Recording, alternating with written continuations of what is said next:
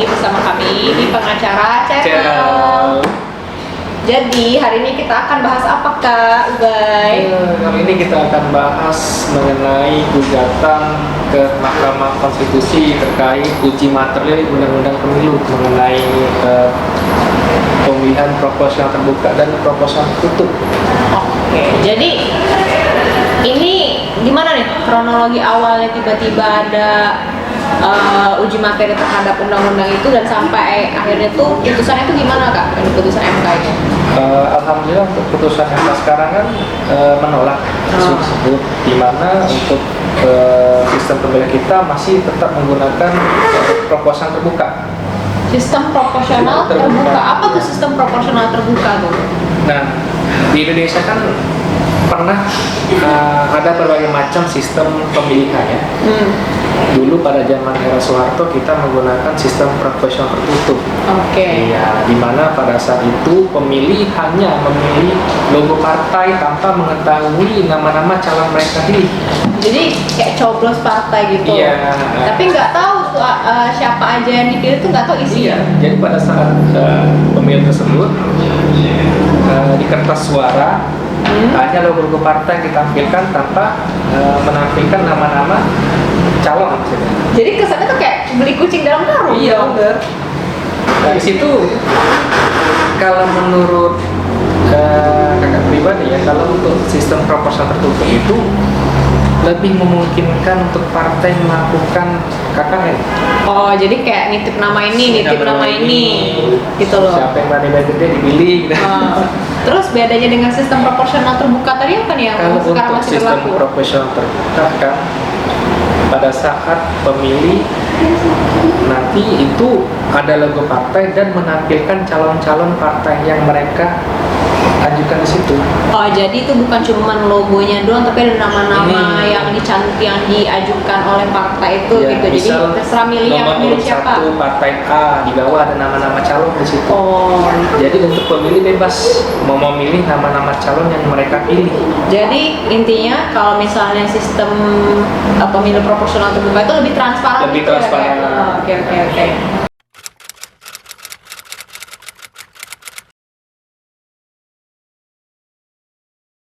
Jalan Ubay. Yuk. Ini kami sudah merangkum beberapa pertanyaan dari netizen. Ya.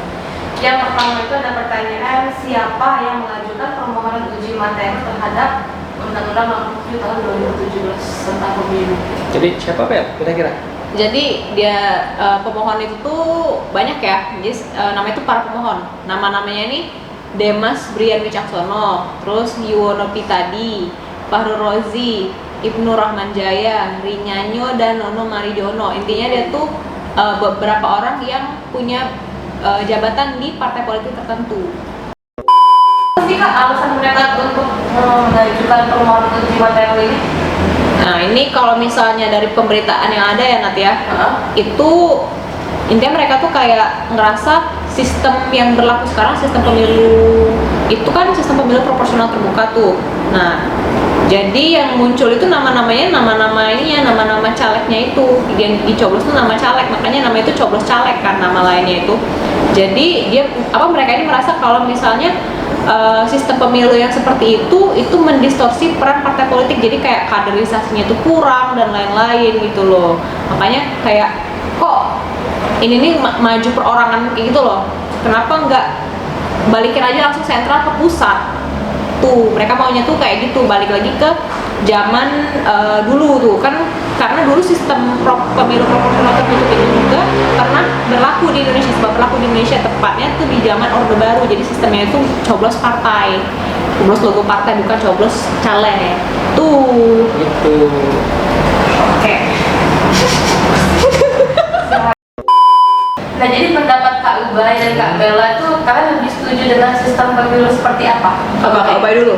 Kalau menurut saya sih, secara pribadi sih saya lebih memilih untuk sistem pemilu terbuka. Alasannya? Alasannya kan untuk pemilih dia bisa lebih tahu untuk calon mereka pilih kan. Jadi nggak pilih kucing dalam karung. Dan terus untuk menghindarkan yang namanya KKN dalam partai politik ya. Kalau Kak Bella? idem sih, karena kalau menurut aku berisikonya tuh tinggi kalau misalnya balik lagi ke sistem yang tertutup. Karena apa? Itu tuh bukan mikirin aspirasi sama kepentingan rakyat lagi, tapi lebih ke kepentingan parpol gitu loh. Cita-citanya parpol itu apa? Cita-citanya rakyat itu apa gitu loh. Kan beda gitu. Jadi kalau misalnya aku sih terbuka, jadi kayak gitu tuh tahu mana nih calon-calon yang sekiranya tuh punya aspirasi yang sama dengan yang kita punya, yang istilahnya tuh kayak visi misinya apa gitu, jadi tahu gitu loh. Kalau misalnya partai kan secara sentral gitu kan kita nggak tahu gitu. Bener kata Kak Ubay tadi ya, kayak beli kucing dan geram kambing. Iya, kalau misalnya calonnya bagus, kalau misalnya dia ternyata cuman mau mementingkan kepentingan partai kan egois gitu loh. Nah itu nggak, padahal yang milih sebenarnya siapa? Rakyat kan. Tapi tiba-tiba nih balik lagi ke partai, aneh gitu.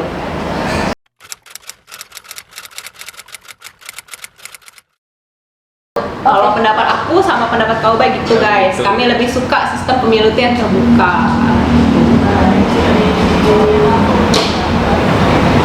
Bahas apa kalian?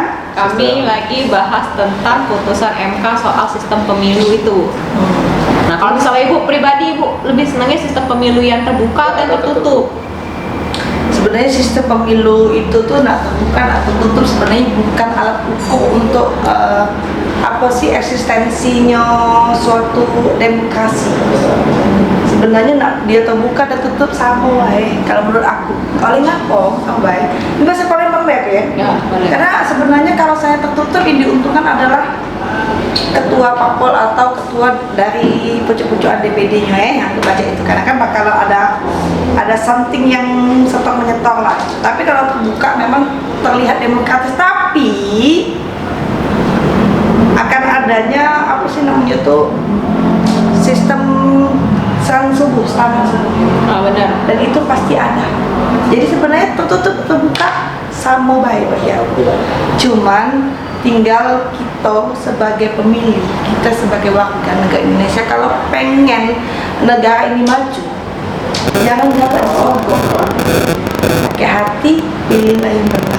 Nak benar-benar. Jadi intinya sama baik. Nak terbuka tertutup tidak ada bedanya bagi aku, bagi kamu.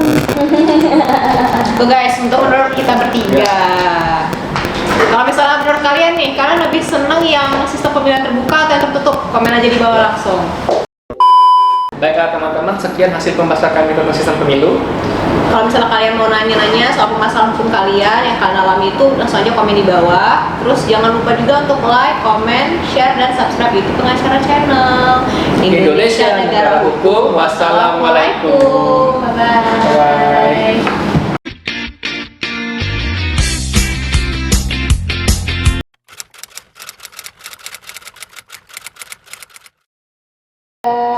Assalamualaikum.